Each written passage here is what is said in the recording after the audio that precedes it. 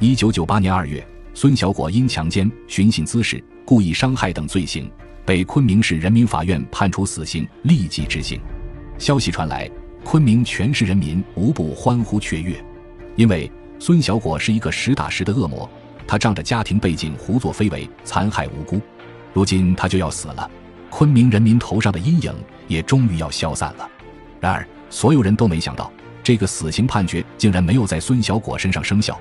20年之后，孙小果再次因为触目惊心的罪行回到了大众视野。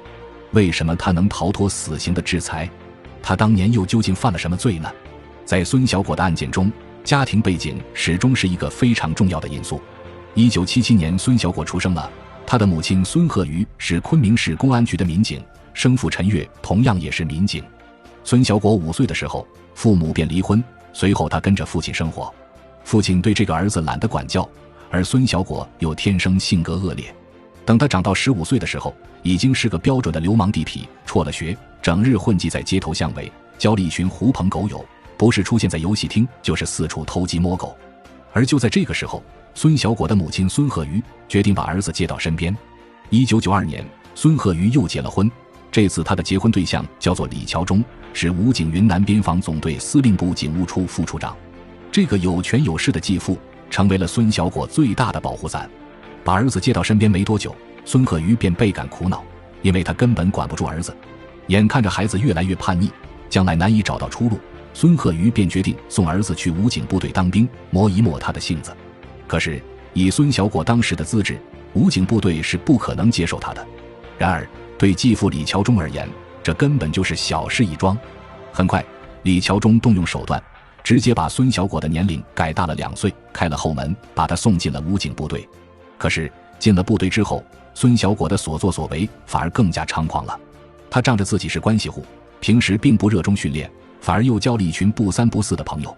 1994年，孙小果和其他5个青年开车到街上游逛，正巧看见了2个长相漂亮的女青年。孙小果居然恶向胆边生，直接指使同伙将这2个女青年绑上了车，将之轮奸。大庭广众之下做出这样禽兽不如的事情，警方很快赶到，将孙小果及其同伙扣押。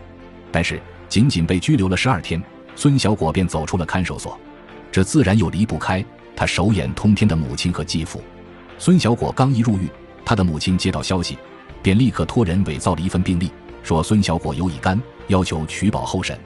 没多久，李桥忠又把此前孙小果改大的年龄改回了1977年。这样，孙小果便是未成年的身份，可以得到最轻的判罚。1995年12月，因为强奸罪，孙小果被判了3年有期徒刑。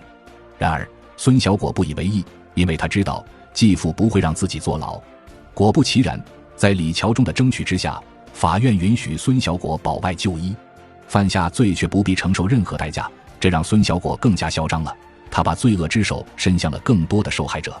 1994年4月，孙小果与同伴在娱乐城玩的时候，注意到了年仅15岁的女孩宋某。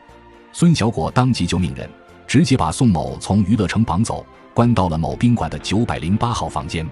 宋某惊恐万分，激烈反抗，但无济于事。孙小果于当晚将宋某强奸。接下来的几个月，孙小果又犯下多起强奸案。11月初，孙小果又盯上一个年仅16岁的女孩张婷。张婷并没有立刻被孙小果绑架，她注意到了孙小果对自己不友善的态度，所以某个晚上，张婷将自己的男朋友汪清约出来，对他讲了这件事情。汪清听到怒不可遏，急于为女友出头的他打听到了孙小果的电话号码，拨了过去。随后2人在电话两头对骂起来。不过骂完孙小果之后，汪清又后怕起来。他了解到孙小果手下有不少的流氓地痞，而且从前还犯过不少血案。如果双方真的起了冲突，自己和女朋友肯定死无葬身之地。心怀恐惧的汪清决定带着女朋友赶紧逃命。果不其然，第2天，孙小果就带着黑帮手下全程搜寻汪清和张婷的下落，但是却迟迟没有线索。孙小果半辈子横行霸道，从未被人这样挑衅过，觉得大受侮辱。这时候，孙小果的手下又打听到张婷有一个表姐叫做张苑，2姐妹之间关系很好。孙小果一听，便决定直接抓到张苑，把张婷的下落给审出来。很快，17岁的张苑以及他的同伴杨某便被孙小果的小弟绑架到了温州 KTV 的包房之内。孙小果见到两人，便是一顿拳打脚踢。张苑苦苦哀求，但是孙小果没有丝毫心软。不久，他又让小弟看住杨某，自己将张苑拖到了最里面的房间，威胁张苑说出张婷和汪清的下落。张苑此刻惊惧万分，他拼命地向孙小果解释，自己和汪清不熟，根本不知道两人去了哪里。可是孙小果却不相信，他从外面叫来2个小弟，再次对着女孩一顿毒打。张苑几次被打昏过去，又被冷水浇醒。更残忍的是，孙小果还买来一堆竹签，将竹签直接插入了张苑的食指之中。张苑痛得阵阵惨叫，但是孙小果看着这样血腥的场景，反而哈哈大笑。后来他又命令张苑咬住茶桌的一角，随后用手肘猛击张苑的头部。张苑被折磨得浑身是血，意识不清。可是孙小果还是没有放过他。这群人先是把张苑拖到了娱乐城门口，打了他一顿，随后又把他拖到了某个啤酒厅。当时啤酒厅里还有不少客人，但孙小果毫不在乎，他当着许多人的面，对着无辜的张苑还有他的朋友杨某拳打脚踢。当时2个女孩还苦苦恳求孙小果放过对方，但是心理变态的孙小果却把2个人扯到一起，要求他们互相扇对方的耳光。这期间，孙小果及其同伙又对张苑和杨某实施了轮奸。在进行了惨无人道的7个小时的折磨之后，看到张苑和杨某几乎被折磨得断了气，孙小果这才命令手下将他们扔在路旁。孙小果的整个犯罪过程有许许多多的目击者，甚至中间有2次张苑还眼睁睁地看着警车经过自己身边，但是竟然没有一个人敢出手相救，因为孙小果的嚣张早就在全昆明出了名。所有人都知道孙小果背景强悍，今天阻拦了他，明天受害的或许就是自己。被送到医院之后，2个女孩捡回了一条命，可是却留下了严重的后遗症。张苑全身遍布伤口，7根肋骨骨折，颅骨变形，神经损伤。在医院治疗了很长一段时间之后，张苑还是没有办法正常的行走，记忆也出现了缺失。由于神经受损，所以连说话功能都大受影响。一个17岁的少女被孙小果如此毁掉了一生。看到女儿被如此侮辱，张苑的父亲满心愤怒。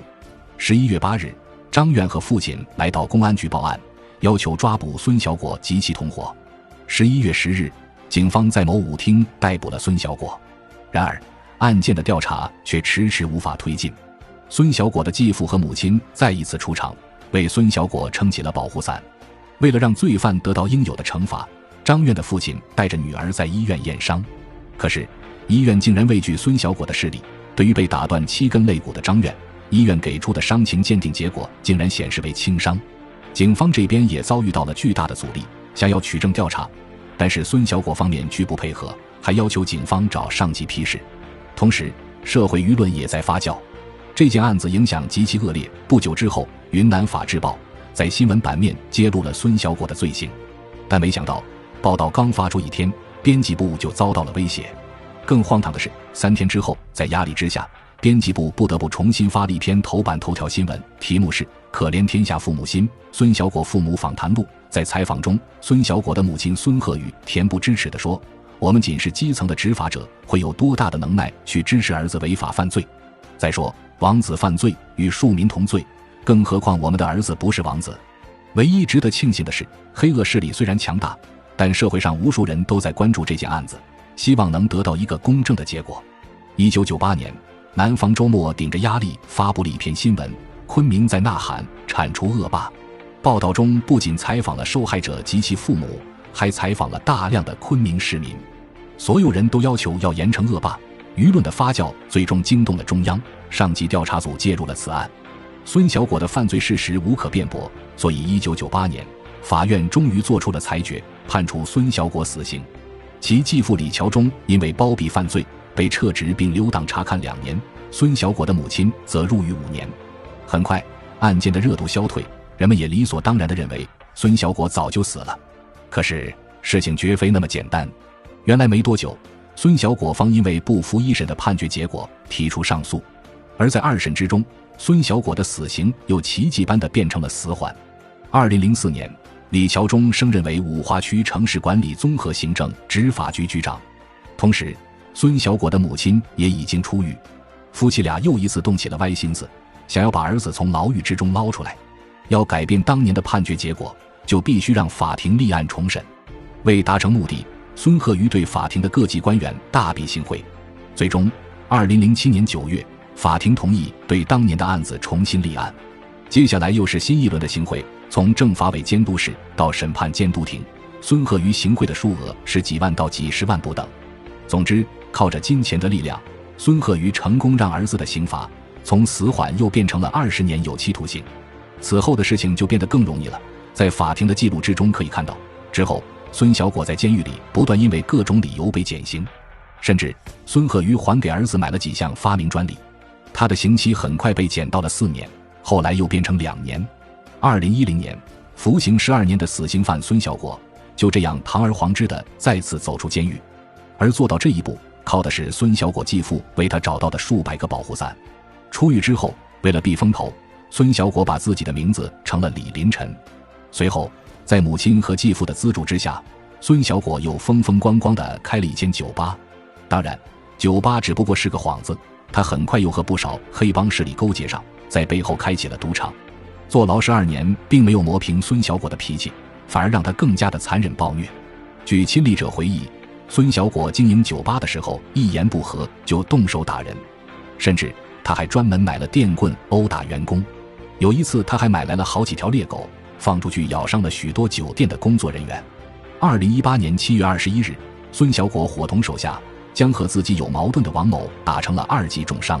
也就是这个案子，让人们重新注意到了孙小果，同时诧异这个人为什么还活着。更诡异的是，案件的发展就和过去无数次一样，孙小果再一次被包庇。公安机关对此敢怒不敢言，受害者求告无门。即便万众唾骂，可孙小果依然在昆明街头横行霸道。直到2019年，中央扫黑除恶督导组进入了云南，昆明市民这才看到了一丝希望。很快，督导组决定把孙小果的案子当成重点来办。逍遥法外多时的孙小果这才重新被公安机关传唤。这一次他终于没有被轻轻放过。2019年12月23日，孙小果再次被判处死刑，他的母亲被判处有期徒刑20年，继父被判处有期徒刑19年，涉案的数百名官员也都被严厉惩处。2020年2月20日，孙小果被正式执行死刑，终于结束了他罪恶而荒唐的一生。